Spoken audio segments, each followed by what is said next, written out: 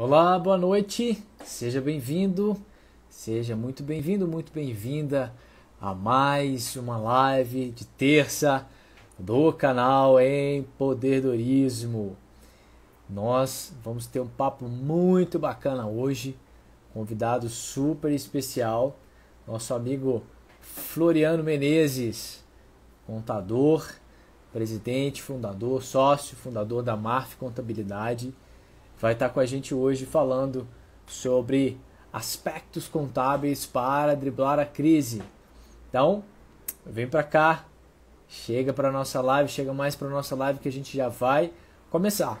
Bom, enquanto o nosso convidado está chegando, né, o nosso amigo Floriano Menezes está chegando, eu queria te convidar a acessar o nosso site do empreendedorismo. A gente tem colocado, colocou recentemente o nosso novo site no ar, www.empreendedorismo.com, e você aí que ainda não acessou nosso site, acesse, lá você vai ter acesso não só a todas as lives que a gente já fez, mas também os conteúdos, alguns conteúdos em relação à nossa metodologia, que a gente aplica no empreendedorismo, e também você pode ali marcar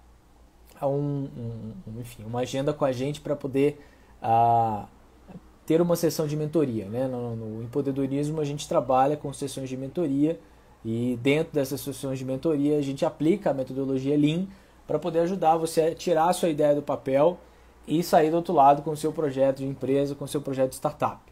Então, www.empreendedorismo.com, acessa lá. Nosso convidado já está na sala, né? Floriano Menezes. Vou chamar ele aqui para a gente começar o nosso bate-papo de hoje. Vamos.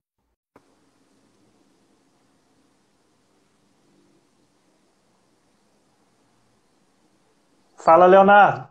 Floriano Menezes, meu amigo. E aí, tudo bem? Seja muito bem-vindo, tudo ótimo, e você? Obrigado. Tudo ótimo também. Que coisa boa. Em primeiro lugar, eu quero dizer para você que é um privilégio estar recebendo você aqui no canal Empreendedorismo. Né? Uns meses atrás a gente bateu um papo aí no canal da Marf, né? Isso Contabilidade, aí. foi muito legal, fiquei extremamente honrado pelo convite. E agora a gente está tendo o privilégio de bater um papo aqui no nosso canal Empreendedorismo com o nosso amigo Floriano Menezes. Então seja muito bem-vinda. Obrigado, e é eu que agradeço, eu que me sinto honrado de poder participar aí e poder colaborar pelo menos um pouquinho aí com conhecimento da área de contabilidade, da gente bater esse papo bacana, e tamo junto. Que bom, vai colaborar nem um pouquinho não, vai colaborar um pocão, um muitão, Floriano, com o seu conhecimento, com a sua experiência. Bom, como eu sempre peço aqui, no início da nossa live, eu peço para o nosso convidado se apresentar, falar um pouquinho da sua história, né, sua jornada empreendedora, um pouquinho da sua trajetória em Brasília. Você também é brasiliense, assim como eu. Conta um pouquinho É. pra gente. Pois é, rapaz. Eu nasci em Brasília, né? Nasci em Brasília nos anos 80. Sou filho de um pai ferroviário e de uma mãe dona de casa. Tenho um carinho muito grande por ferrovia, por trem de ferro, porque tem um saudosismo muito grande do meu pai. Meu pai é vivo, minha mãe é viva, Legal.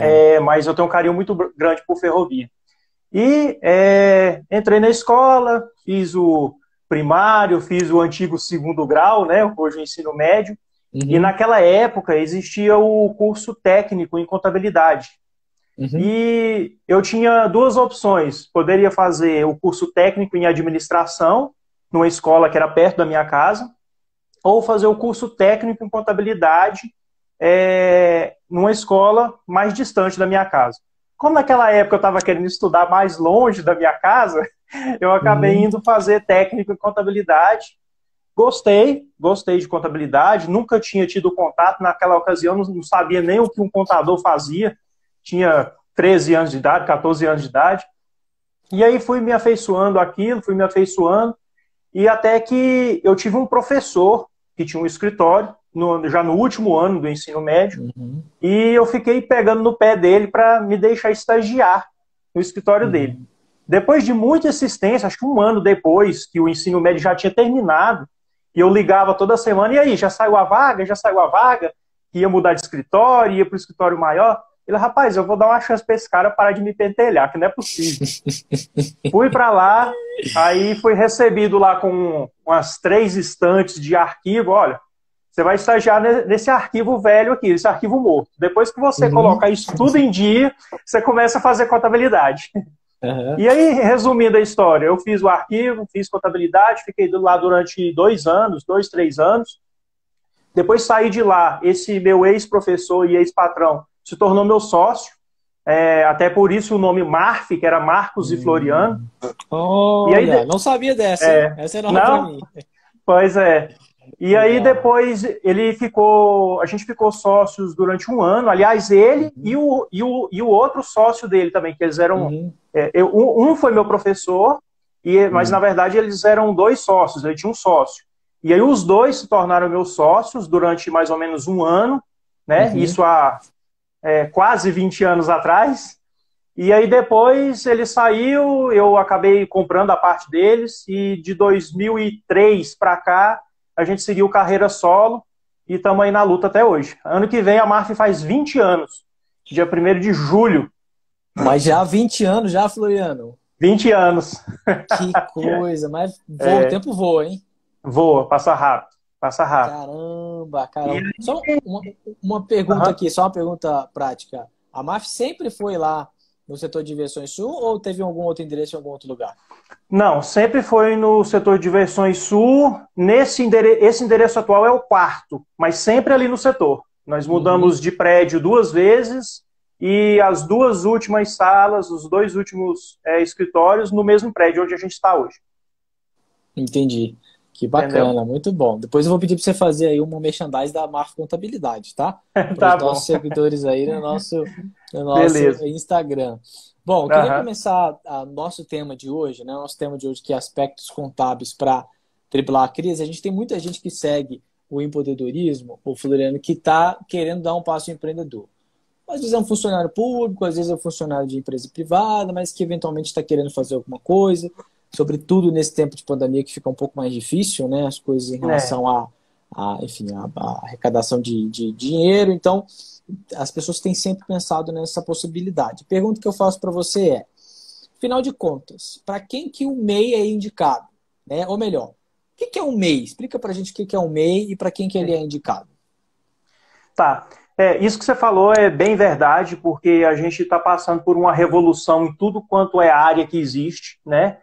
Você vê que agora o governo está querendo aprovar reforma administrativa, ninguém se sabe mais nem se concurso público vai ser uma boa opção, vai ser uma opção Uhum, estável no futuro, né? uhum, E, de fato, muita gente passa a empreender por necessidade, né?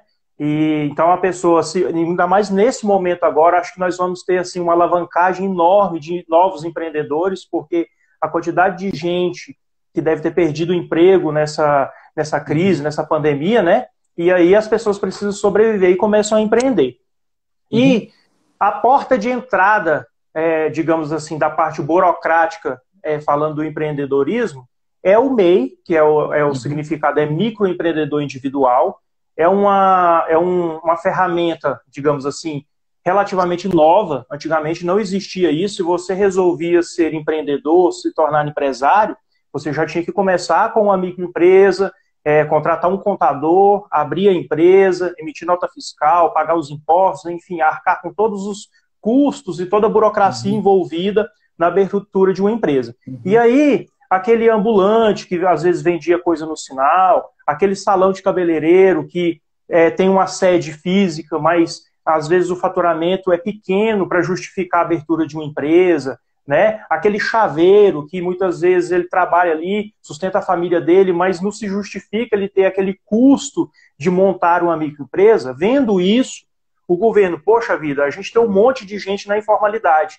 porque aquela pessoa do salão de cabeleireiro, aquele chaveiro, aquela pessoa que vende coisas na rua de porta em porta, ele não está na informalidade porque ele quer, é porque uhum, realmente ele não conseguia entrar pela porta da frente, né, da formalização do negócio. E uhum, aí, com isso, vendo isso, o governo criou um tipo de empresa, porque o MEI é uma empresa, é um uhum, CNPJ, mais uhum, simplificado, onde o uhum, empreendedor não tem custo com a abertura da empresa. Então, hoje, os custos envolvidos na abertura de uma empresa entram o contador, entra uma taxa que você tem que pagar para a junta comercial, coisa que no MEI não tem. Então, ele já sai com essa vantagem. Você consegue o CNPJ no mesmo dia, na verdade é um cadastro, você faz o cadastro lá, já obtém o CNPJ. Aqui em Brasília, 5 dias depois, você já obtém o CFDF também, não sai no mesmo dia, mas sai 5 dias depois, por conta da integração, tem que aguardar e tal. Mas em uma semana, sem custos, você está com a sua empresa aberta. Então eu digo sem custos porque se o empreendedor não conseguir fazer isso sozinho, que relativamente não é muito complicado, é relativamente fácil, mas tem o Sebrae, que faz essa abertura das empresas gratuitamente, procurando o Sebrae, eles atendem e fazem. Os escritórios de contabilidade, quando foram inclusos no Simples Nacional, porque anos atrás as empresas de contabilidade não podiam ser optantes do Simples, foi feito um acordo em que, na própria lei, consta que digamos, a área de contabilidade, através dos sindicatos, dos conselhos e os próprios escritórios, iriam auxiliar a constituição dos MEI. Então, os escritórios de contabilidade que forem optantes do Simples Nacional também têm a obrigação de abrir o MEI gratuitamente.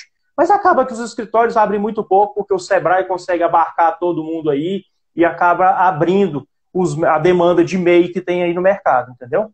Então, isso é o microempreendedor individual, que a pessoa abre a empresa de uma forma facilitada, depois de a empresa aberta, ele não é obrigado a ter contador, ele tem uma escrituração, uma burocracia, digamos, mais facilitada, ele não é obrigado a emitir nota fiscal para pessoa física, ele só é obrigado a emitir nota fiscal para pessoa jurídica. Então, um salão de cabeleireiro, por exemplo, constituído como MEI, ou um chaveiro, ele nem tem a obrigação de emitir nota fiscal, só é obrigado a emitir nota fiscal se for para uma pessoa jurídica, por exemplo. Então, isso facilita bastante, né? E paga uma taxazinha fixa mensal, onde essa taxa fixa mensal já contempla os impostos sobre vendas ou sobre serviços, que seria o ICMS ou o ISS, e também a contribuição previdenciária. E aí aquele MEI já está assegurado pela Previdência, no caso de precisar de um auxílio-doença, no caso de ele precisar de uma licença maternidade, no caso,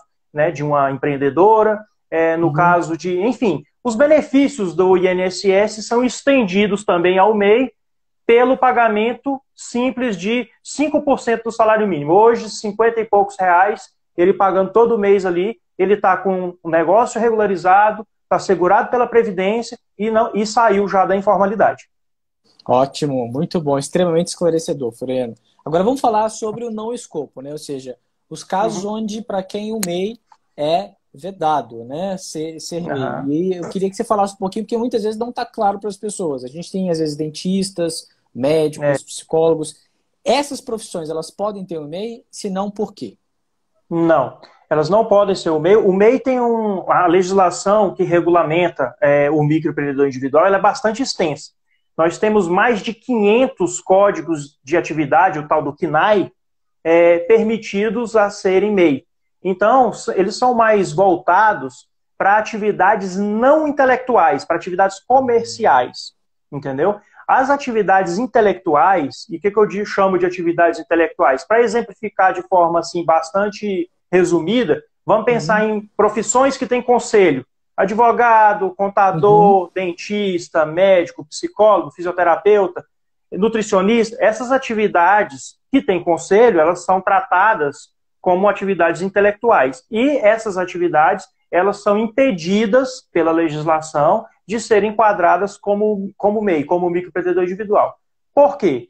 Porque, na verdade, a legislação do MEI, ela veio para incentivar aqueles que estavam na informalidade a virem para a formalidade. Então, o público-alvo, digamos assim, é um público mais simples, um público que muitas vezes não entregava a declaração do imposto de renda, que não recolhia a contribuição previdenciária, enquanto que os profissionais de atividades intelectual, tributariamente falando, é um outro público, né? Eles já têm o recurso de trabalhar como prestador de serviço autônomo, Uhum. teoricamente, né, vamos dizer, teoricamente do ponto de vista do governo, são profissões que têm condições de recolher um pouquinho mais de imposto, então eles já pagam o imposto de renda, já podem Uhum. recolher um ISS, enquanto que no MEI, por exemplo, o ISS é R$ 5, um profissional autônomo, para se cadastrar na Secretaria de Fazenda, ele vai recolher um ISS fixo, Uhum. trimestral, de em torno aí de uns R$ 300, mais ou menos. Então, Uhum. se há permissão de inclusão dessas atividades no MEI, o governo perde a arrecadação. E aí, por isso, essas atividades intelectuais elas ficam fora. Então, respondendo de forma objetiva, depois do Uhum. esclarecimento, Uhum. advogados, médicos, contador, dentista, Psicólogo. fisioterapeuta, psicólogo, eles não podem ser optantes pelo MEI. Eles não podem abrir uma empresa do tipo MEI. Tá, e nesse caso, então, eles teriam que ser, né? Aí, para poder tirar a minha dúvida aqui. Um dentista que está ouvindo a gente e está saindo da faculdade e quer começar a empreender. O ideal para ele, então, é emitir um RPA, é isso? Aí vem essa outra questão, porque não podendo ser MEI, porque pessoas que nos procuram no escritório, que me procuram, Uhum. Floriano, eu preciso abrir uma empresa. Aí a gente vai entender qual é o projeto, o que você está pensando em fazer, se há uma expectativa já de faturamento ou não. Uhum. Se houver uma expectativa de faturamento que se enquadre no MEI, e aí faltou falar que o MEI tem um limite de faturamento de 81 mil por ano, o que representa Hum. 6.750 reais mensais. Então, se a pessoa tem uma expectativa de faturar mais que isso, ele já não pode ser MEI, independente da Uhum. atividade. Outra Uhum. questão é que o MEI só pode empregar uma pessoa. Então, se o profissional vai ter 2 empregados, 3, 4, também já não pode ser MEI mais, tá? Uhum. Vencidas essas etapas, não, eu não sei quanto eu vou faturar, pode ser que seja menos de 6.750 por mês. Uhum. Vai ter funcionário? Não, não terei funcionário. Qual atividade? É dentista. Opa, então vedado, não posso ser MEI. Qual seria a Uhum. opção? Abrir uma empresa ou trabalhar como prestador de serviço autônomo, né? Qual é a diferença? O Uhum. prestador de serviço autônomo, ele é um profissional liberal, trabalha por conta própria e que vai prestar serviço para uma ou mais pessoas físicas ou jurídicas e vai ter que pagar imposto de renda, vai ter que pagar o ISS e vai ter que recolher a contribuição previdenciária. Uhum. Então, na prática, eu vou te confessar que assim, a maioria dos prestadores de serviços autônomos, eles acabam Uhum. pagando o imposto de renda, às vezes, Uhum. e só. Acabam não recolhendo a Previdência, acabam não recolhendo o ISS. É Uhum. temerário isso, pode ser pego pela fiscalização, pode ter Uhum. cobranças retroativas, ter que recolher tudo, mas na prática é assim que funciona. Ok. Mesmo que o dentista ou profissional vá trabalhar como prestador de serviço autônomo e recolher todos os impostos, que é o certo, Uhum. pagar imposto de renda, ISS e INSS, pela experiência que a gente tem, se ele tiver um rendimento de até mais ou menos em torno de R$ 10.000 mensais, compensa ele ficar como pessoa física. Por quê? Uhum. Porque se ele se constituir como empresa, ele vai ter alguns custos adicionais que, quando agregados ao imposto, mesmo que menor, acaba que fica quase a mesma coisa dele prestar serviço como pessoa física. Uhum. Quais são esses custos adicionais? Ele vai ter que ter um contador, ele vai ter que Uhum. emitir nota fiscal e vai ter que ter um sistema, ele vai ter que adquirir um certificado digital para conseguir emitir as notas fiscais, e por aí vai. Então, quando soma esses custos todos, mais os impostos, que com certeza os impostos na empresa são menores, mas que somados a esses custos acabam colocando em pé de Uhum. igualdade. Então, se for um dentista que vai faturar até em torno de R$ 10.000 mensais, é Uhum. melhor ele ser. É claro que eu não estou colocando aqui regra, tá? Tem que, na verdade, pegar o caso Sim. prático, né, e fazer uma simulação. Uhum. Mas, mais ou menos, em média, para fins didáticos, é mais ou menos isso. Até uns R$ 10.000 de renda mensal, é melhor atuar como prestador de serviço autônomo, recolher imposto de renda, recolher INSS, recolher o ISS. Mais do que isso, aí já vale legal uma simulação para fazer o cálculo de quanto seria o custo de manter uma empresa, quanto seriam os impostos, quanto seria o contador, e aí já constituir uma pessoa jurídica. Muito bom, muito esclarecedor, Floriano, porque, por exemplo, para quem é dentista, ou médico, profissional liberal, e profissional liberal que está assistindo a gente agora, R$ 10.000 seria um valor de corte aí, né? Ou seja, até 10 mil Mas reais vale a isso, pena continuar com pessoa física ou seguir com pessoa física. Acima de 10 isso, mil reais vale a pena abrir uma própria empresa, porque aí os custos exatamente. vão se É. pagar. Muito bom. E outra Pode falar. coisa, Leonardo, que tem bastante na área de saúde, na área dos médicos, na área dos dentistas, é o profissional que, principalmente quando está começando, que ele presta serviço para várias clínicas, né? Então, ele presta serviço para hospitais, para clínicas, e muitas vezes o dentista, às vezes ele fica com rendimento informal, às vezes a gente sabe que é pago em dinheiro, em mãos, outras vezes ele é contratado como profissional PJ, né?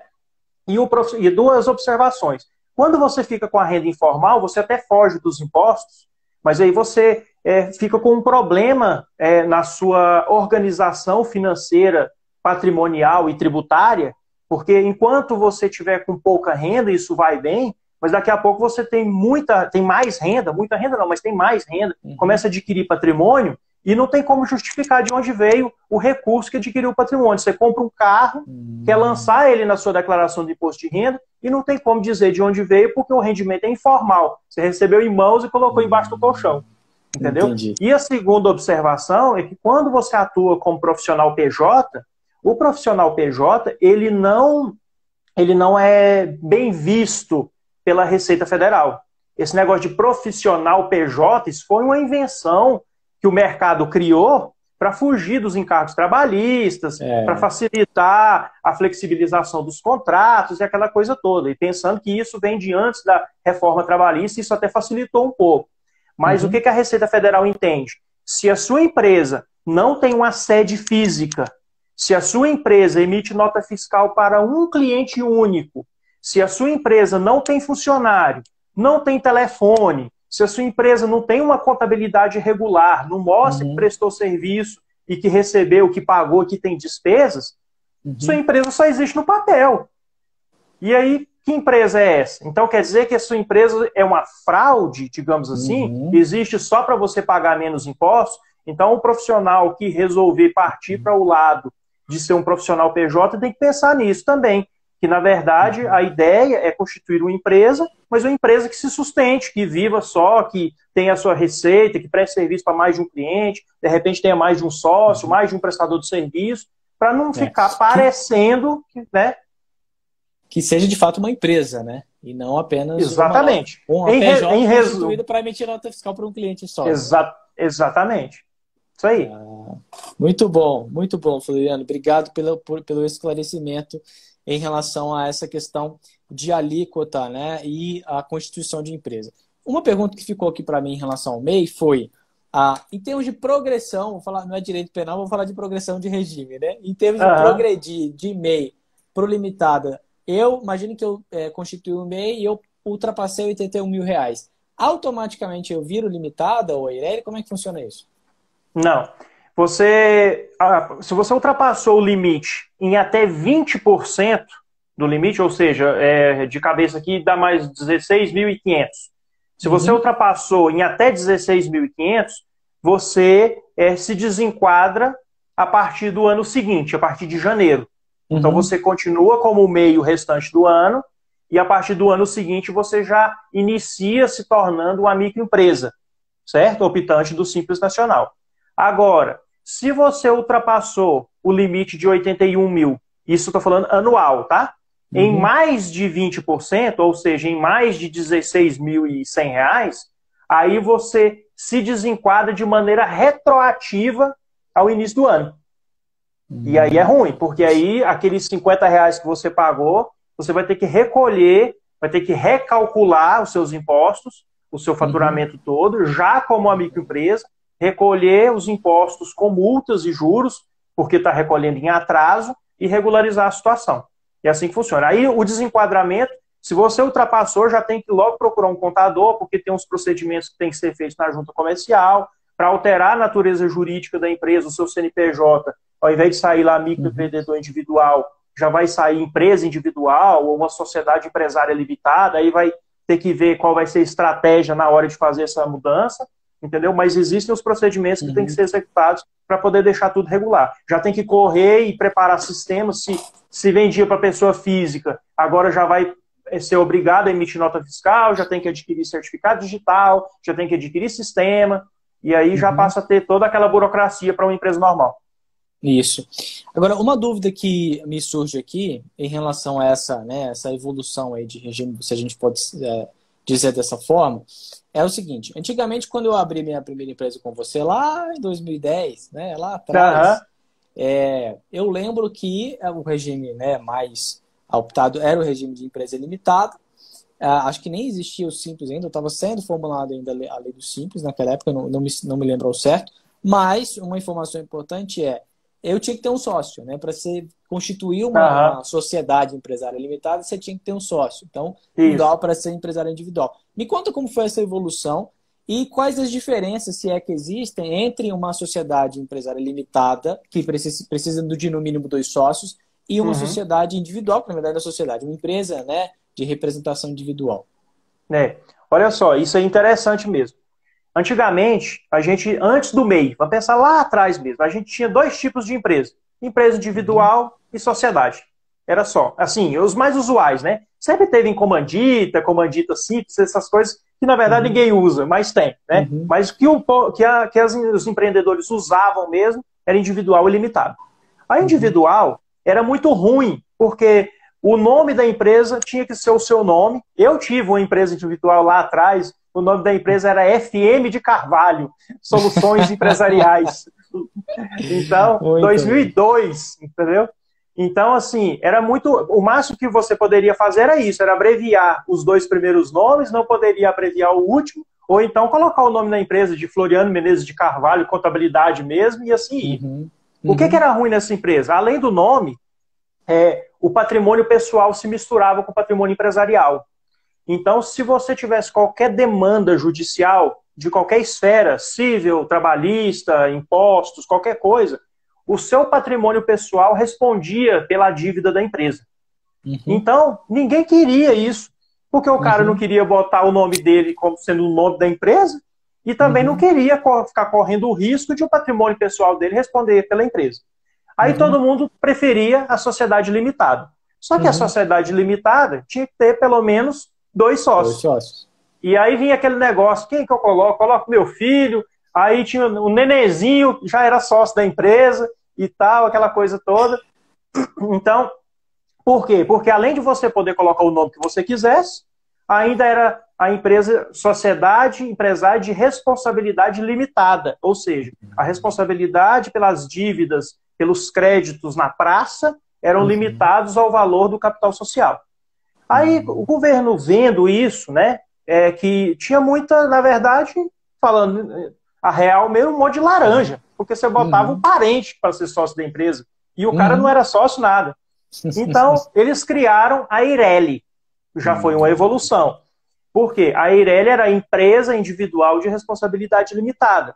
Você podia colocar o nome que você quisesse, a responsabilidade era limitada, não precisava ter um sócio, mas tinha uma coisa ruim, que era o quê?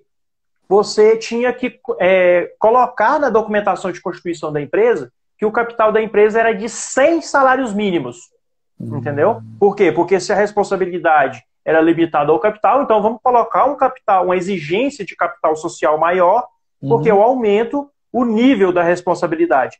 Mas isso, na verdade, era meio que declaratório. Você não precisava comprovar que tinha os 100 salários mínimos para montar a empresa. Você colocava no papel. É claro que isso tem um valor, porque se você fosse discutir qualquer crédito, você tinha que comprovar o que você declarou que tinha, né? Mas, na prática, inviabilizava algumas pessoas a constituir empresa, porque às vezes você era um empreendedor que estava começando, você não tinha um recurso, um lastro financeiro para justificar esse patrimônio que entraria ali para o seu CPF de 100 salários mínimos, porque a empresa é lançada na sua declaração de imposto de renda como um patrimônio, pelo valor do capital. E aí as pessoas usavam, mas ainda não era o modelo melhor. E aí surgiu agora, iniciou na OAB, a OAB foi quem começou esse movimento, criando a Sociedade Unipessoal de Advogados, que era registrado lá na OAB, e depois veio para o mundo empresarial. A sociedade empresária a sociedade limitada unipessoal. Eu acho um nome estranho, porque sociedade unipessoal, É, como é que eu tenho a sociedade de uma pessoa, né? Mas de o você nome é com assim você mesmo. mesmo, né? Mas o nome é assim mesmo. Que foi uma evolução, que a sociedade empresária limitada agora pode ter 2 sócios ou pode ter um único empreendedor, um único sócio, a sociedade unipessoal. E aí ele pode colocar o nome que ele quiser na empresa, a atividade que ele quiser, não tem mais exigência de capital social mínimo e liberou geral. Aí aquilo que era novo, que era Eireli, poxa, um negócio moderno pra caramba, acabou que ficou obsoleto, porque aí agora ninguém quer Eireli mais, porque a sociedade unipessoal é muito É bem melhor, melhor. ter responsabilidade limitada, qualquer nome, não precisa justificar um capital social mínimo. Agora, a grande pergunta, Floriano, para a gente encerrar esse capítulo é: fechar uma empresa hoje é tão difícil quanto fechar uma empresa há 10 anos atrás? Não, não é tão difícil quanto era. Anteriormente era muito mais difícil. Hoje tem uma certa burocracia, mas as juntas comerciais, a Receita Federal, Secretaria de Fazenda são órgãos que hoje já estão integrados, entendeu? Então, assim, a gente inicia o procedimento no sistema do governo, a gente faz o distrato social, aquilo já é interligado ali com Receita Federal, com Secretaria de Fazenda, e de uma maneira relativamente simples e mais fácil você consegue baixar uma empresa. Porque anteriormente, há uns anos atrás, você tinha que registrar o distrato na junta comercial, aí você tinha 30 dias para correr na junta e informar a baixa do CNPJ. Se você não conseguisse fazer isso, você podia ser multado. E aí você dava entrada, baixava o CNPJ, depois baixava a Secretaria de Fazenda, depois baixava o INSS, depois baixava a conta do FGTS na Caixa, e enfim, talvez você nem lembrava de todo quanto é lugar que você tinha que baixar a empresa, né? Então hoje, com essa forma integrada de você dar entrada, de você ter o sincronismo aí de todos os órgãos, ficou bem mais fácil do que era há uns anos atrás. Ah, que bom, Floriano. E vamos falar um pouquinho, já que a gente está tocando esse aspecto, né, de fechamento de empresa, vamos falar sobre um outro aspecto que e a gente tem passado, tem visto muitos empreendedores passarem por isso também, que é o aspecto de não conseguir pagar o imposto, né, durante esse tempo. Quais foram os programas que o governo disponibilizou para quem, né, é empresário, de todos esses enquadramentos aí que você compartilhou com a gente? Quais foram os programas que o governo disponibilizou de concessão de benefício ou eventualmente redução de alíquota de imposto para ajudar os empresários durante essa crise? Uhum. Então, na verdade, os benefícios que o governo concedeu foram mais no sentido de prorrogação, entendeu? Redução de fato mesmo, não tivemos reduções de impostos. Quem é optante do Simples Nacional teve o Simples com vencimento aí no auge da pandemia, março, abril e maio, as competências prorrogadas para o final do ano, né? E aí teve até uma confusãozinha, porque o Simples Nacional, na verdade, ele é um conglomerado de vários impostos, então ali tem imposto da União, tem imposto do GDF, a União prorrogou para o final do ano, mas o GDF só para julho, e aí ficou meio descompassado. Mas teve essa prorrogação. As empresas do lucro presumido tiveram a prorrogação de alguns meses também, foi jogado das competências do auge da pandemia para agosto, para setembro, né, para ter um fôlego aí para começar a pagar.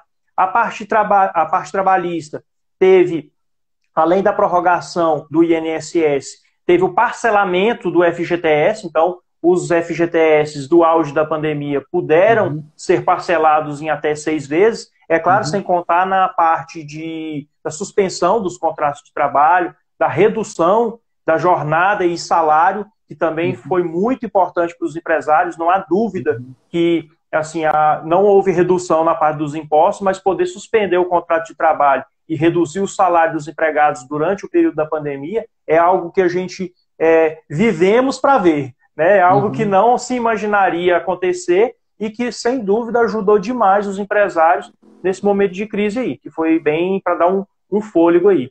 E também quem tinha parcelamento já vigente, houve uma suspensão do cancelamento dos parcelamentos por falta de pagamento. Então, assim, quem tem parcelamento junto à Receita Federal sabe que se você ficar 3 parcelas sem efetuar os pagamentos do parcelamento, você pode ter o parcelamento rescindido. Então, eles suspenderam essa rescisão durante o período da pandemia aí, mesmo que você não estava recolhendo as parcelas do parcelamento, pelo menos você não vai ter o seu parcelamento rescindido. Então foi mais nesse sentido, essas prorrogações, né, a parte trabalhista e essa questão do parcelamento. Ok, muito bom. Bom, a gente está quase chegando no final da nossa live, tem só mais 2 perguntas. A pergunta é, para quem não conseguiu, mesmo com prorrogação, não conseguiu se organizar, acabou deixando o imposto de lado. Vale a pena esperar um refis? O que você sugere? Olha, Leonardo, aí depende, né? Depende da estratégia, depende com que a empresa trabalha, depende da forma. Por exemplo, se for uma empresa que participa muito de licitações, por exemplo, a certidão negativa é um item importante, porque senão ele não vai conseguir participar de licitações. Então, ele já tem que resolver essas pendências logo. Se for uma empresa que não tem tanta necessidade de manter suas certidões negativas em dia, ela pode, sim, aguardar um pouco mais, né, ganhar um pouco mais de fôlego e aguardar para ver se sai aí algum refis. Os refis, esses parcelamentos especiais que o governo libera, eles normalmente dão uma redução relevante para pagamento à vista, então redução de multa e de juros, também para quem quer parcelar, normalmente esticam o prazo do parcelamento e normalmente, não é uma regra, isso é uma opinião minha, tá? Mas normalmente eles saem próximo de épocas de eleição, normalmente. Então, assim, é claro que eu não sei se isso vai se manter como regra, porque tá tudo diferente, né? Nós estamos passando por uma pandemia que a gente nunca tinha visto, o governo é um governo um pouco diferente dos outros que já passaram por aí, então, assim, eu não sei se próximo da eleição, de repente, vai soltar aí um refis. Mas, normalmente, nos anos anteriores, era assim. Quando chega próximo da eleição e tal, eles publicam uma lei aí, liberando um parcelamento especial para os contribuintes poderem acertar suas vidas. E é interessante também, porque, por exemplo, hoje, inclusive, eu estava conversando com um cliente sobre isso. Quem é optante do Simples Nacional, tranquilo, ele parcela o Simples lá, tá certo. Agora, quem não é optante do Simples Nacional e que precisa parcelar impostos, acaba sendo uma covardia com o empreendedor, porque a parcela mínima é R$500. Só que, se eu pudesse juntar o bolo inteiro e pagar R$500, beleza. Mas não, a parcela mínima é R$500, mas é por imposto. Então, o cara deve 5 impostos diferentes, aí é R$500 desse parcelamento, ele paga R$2.500 por mês. Então, se o cara não recolher os impostos no período correto, não foi porque ele não quis, foi porque não deu, como é que o cara vai pagar o do mês em mais R$2.500?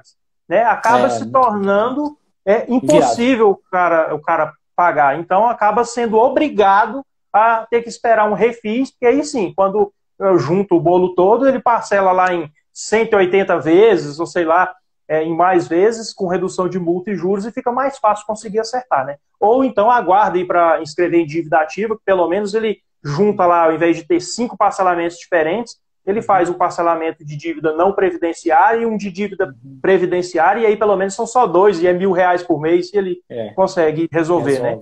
Mas se puder esperar, é melhor. Melhor. Excelente, Floriano. Chegamos à nossa última pergunta, que é, falando de futuro, você começou a nossa live falando que a gente está vendo uma revolução, e estamos mesmo, né? Esse período de pandemia, muita coisa acontecendo, reforma administrativa e tudo mais. O imposto IVA, né? Que, para quem não sabe, imposto sobre valor agregado. Na sua opinião, vai colar, não vai colar? Vai ajudar, não vai ajudar? O que você tem a dizer sobre isso? Leonardo, eu acho o seguinte, eu acho que eu não olho assim muito com bons olhos, não, especialmente as empresas prestadoras de serviço, por exemplo, que eu acho que a gente tem uma parcela relevante desse tipo de empresa. Por quê? Porque o IVA, ele é imposto sobre o valor agregado. Então, vem uma cadeia de produção e consumo, e aí a primeira etapa, o produtor produz um determinado produto, coloca o lucro e vende para o próximo. O próximo agrega alguma coisa, e aí em tese, ele pagaria imposto só sobre o lucro dele, digamos assim, né? Só sobre o que ele agregou sobre a aquisição que foi feita para a venda. Isso funciona bem no comércio, legal. Mas na empresa de serviço, na verdade, não existe uma cadeia de aquisição. E quando há, ela é uma cadeia que é mais contratação de mão de obra trabalhista para eu passar adiante. Então, Uhum. você imagina o seguinte, uma empresa de tecnologia, você imagina um dentista, como Uhum. é que ele vai adquirir a mão de obra, e aí tudo Uhum. bem, eu vou colocar o imposto só sobre o meu lucro. Acaba que Uhum. ele vai apurar o imposto sobre o faturamento integral, porque ele não vai poder aproveitar crédito das Uhum. aquisições, porque as aquisições mais pesadas que ele tem é mão de obra, e mão de obra é Uhum. SLT, Uhum. né? Uhum. Aí fora isso ele vai ter o quê? Vai ter conta de energia, ele vai ter o condomínio, ele vai ter o aluguel, que são coisas que não tem como ele aproveitar o imposto sobre isso para reduzir o imposto. E a gente sabe também que o governo pode perder a arrecadação. Então, na Uhum. prática, se o governo recebe uma receita X, ele vai dar um jeito de mudar o nome e tal, de facilitar as coisas, mas vai ter que continuar recebendo a receita X. Por exemplo, no projeto que foi apresentado, que está tramitando agora, de mini reforma trabalhista, o IBS, que é o Imposto sobre Bens e Serviços, ele é Uhum. 12%. Ele vai substituir PIS, COFINS, ICMS, ISS e IPI. Tudo Uhum. bem, mas você imagina uma empresa de lucro presumido do nosso patamar, do nosso meio aqui, né?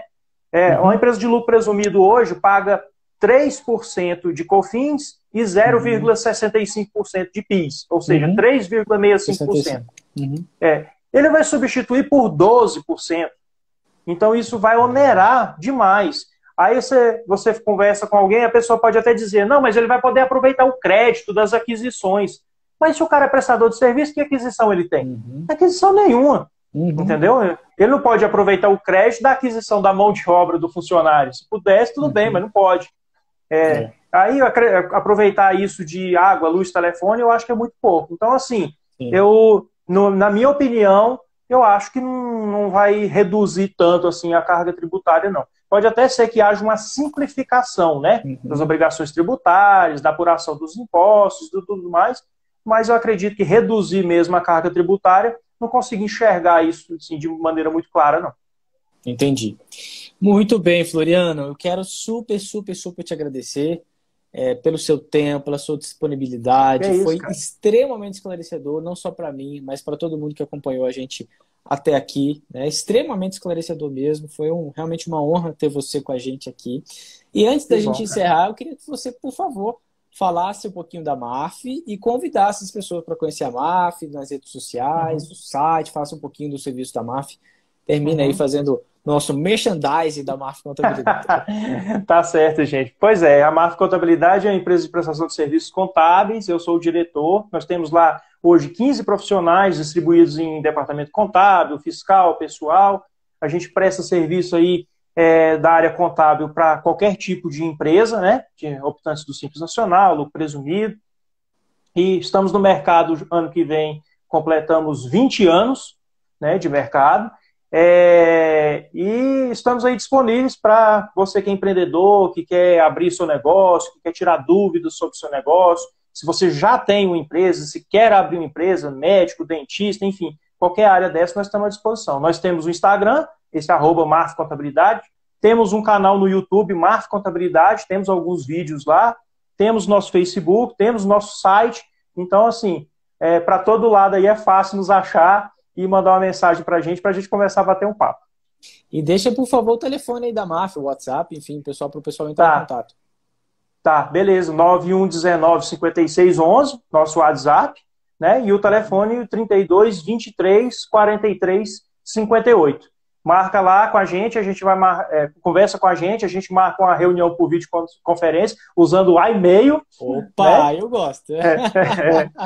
Que Muito ficou, bom. Leonardo, agora Ah, fazendo um parênteses aqui, ficou ah. top aquela versão nova, viu? Você Top gostou? demais. Gostei. Que Fiz 2 bom. reuniões já usando a versão nova, uma ontem, outra hoje. Aham. Sensacional, cara. Que Muito bom coisa mesmo. boa. Que bom que Né? vocês gostaram. Fico muito feliz. A gente trabalha isso aí para poder agradar nossos clientes. E por último, mas não menos importante, nos 20 anos da máfia, faz favor de chamar só os clientes com mais de 10 anos de casa para cortar o bolo lá na máfia. Tá? Pode Para deixar, tá certo. a gente Beleza, parabenizar a máfia pelos 20 anos. Meu amigo, muito obrigado. tá certo. Tá? Fique com Nada, Deus Leonardo, aí. Os seus imagina. contatos estão aí. Eu tenho certeza que esse vídeo vai se multiplicar e vai ajudar e ser muito útil para muitos empreendedores que ainda vão vir. Tá, Joia? Eu que agradeço, valeu mesmo, obrigado pelo convite e fico muito feliz de ter participado aí, beleza? Então tá bom. Um abraço. Fique com Deus Fica com também. Deus. Abração, Tchau, cara. tchau. Amém. Tchau.